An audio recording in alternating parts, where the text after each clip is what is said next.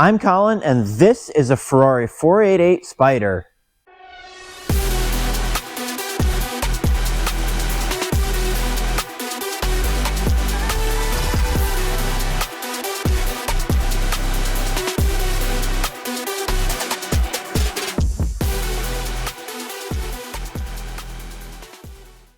Alright guys, so here we are inside of the Ferrari 488. Now, I've driven a 458 before, which this is based on the same chassis, but the main difference is it has a new rear subframe, which you can definitely feel it. This definitely feels more refined for sure. This transmission also feels really lightning fast. This is definitely an improvement over the 458 as well. But yeah, no, it's really, see, the nice thing about a car like this is that it kind of just has two personalities. It can be really nice and calm and quiet when you just want to enjoy yourself. It can do that, and you can cruise, and it really just kind of becomes a GT car. But when you want it to wake up, it really can. It does very well. Another thing we got to talk about is the steering feel. The steering feel is a lot better over the 458. The 458, that had really good steering, really fast steering. It was decently communicative, but this is just on a different level. This is just massive improvement. And this engine is just absolutely phenomenal. It is very powerful and it sounds so good.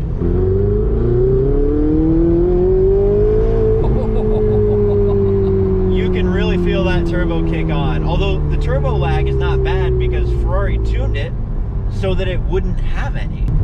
It's a very interesting way that they did that. It's really just a feat of engineering, but it almost feels like a naturally aspirated power plant, if that makes any sense, which is crazy to say in the world of, I agree completely, turbos. I mean, it's absolutely wild.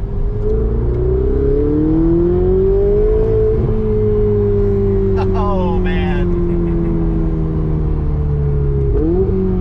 And the downshifts are just so crisp.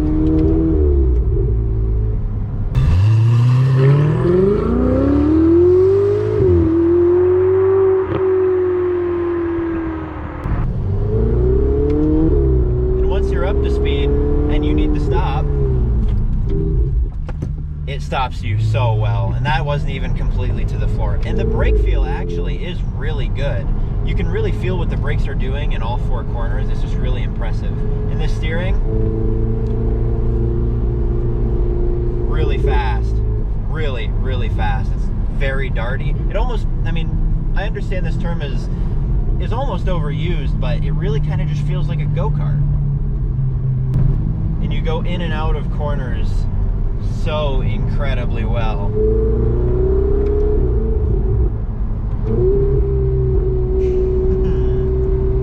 It's so fun. There's that big smile. Oh.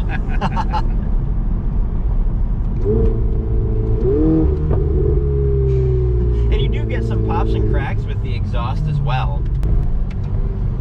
And this is a very similar but also very different sound over the 458, interestingly, because they're both flat plane crank V8s, but since this has turbos, it sounds a little bit different. It sounds deeper, throatier. There's, honestly, in my opinion, a little bit better. You can grill me in the comments if you want to, but I don't really care.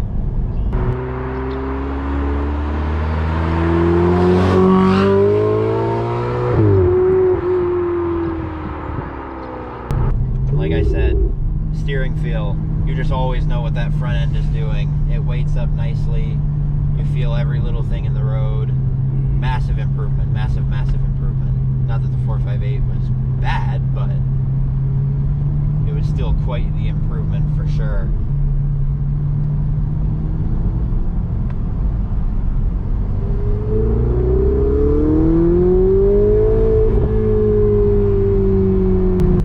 And the nice thing is that this car has actual power that you can use to an extent.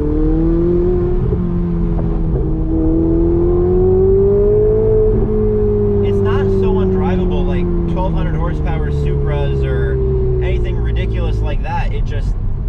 It goes and it picks up when you want it to, and when you want to get a little bit naughty, you can, but it's really not undrivable. It's very usable. The power is managed really, really well. It does so well.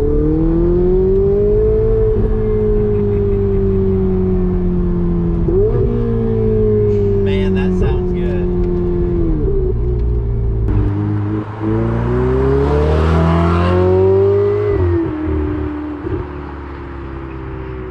So, perfect way to sum up the way that this car drives. It's like your dance partner. It just dances so, it's really a very indescribable feeling. But the best way to describe it is that it feels like a dance partner that really, really knows what it's doing. What is really cool is when you get up to higher RPMs, you can see the shift lights start to come on the steering wheel.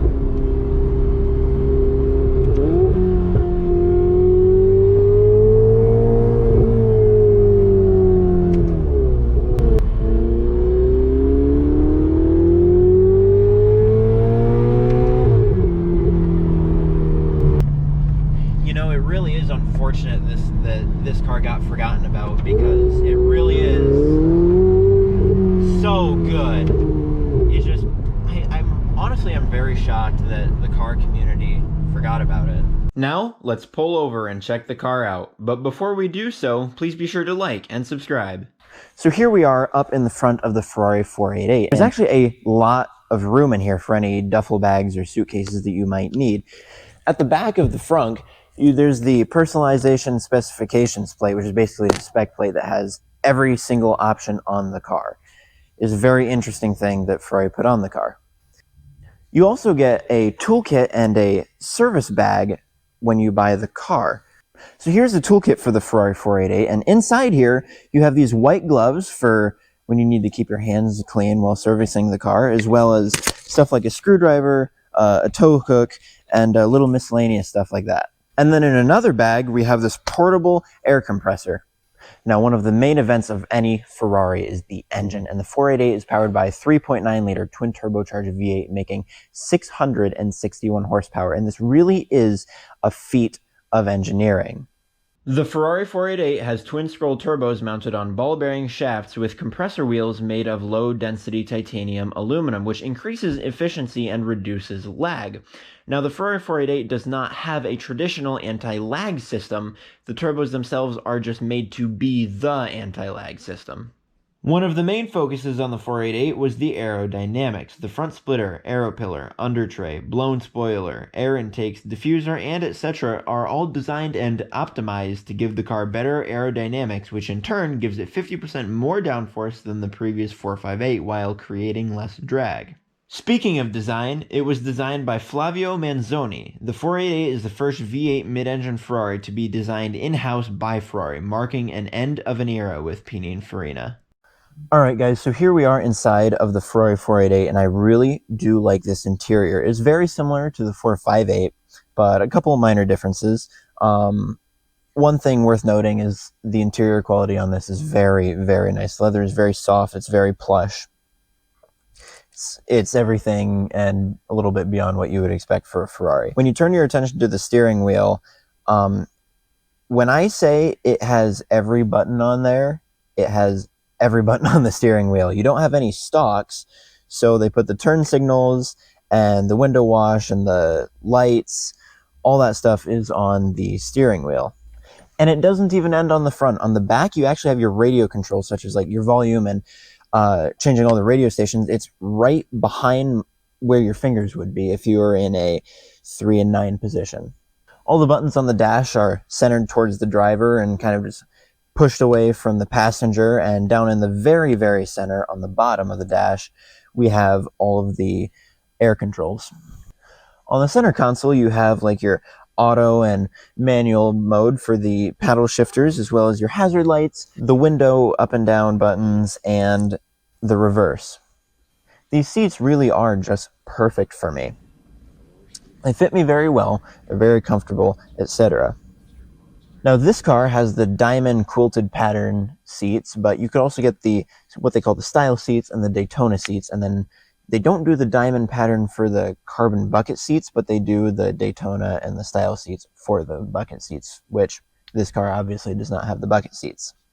What is kind of weird is I didn't realize that this car had heated seats until I was doing research for it, and that is because it's nowhere to be found.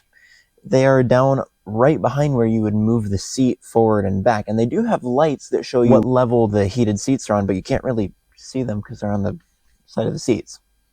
So my final thoughts on the Ferrari 488. It is a hidden gem in the automotive marketplace. It drives superior to most other cars out there and gives an Italian emotional experience while also being a precision machine. Thank you for watching, and see you in the next one.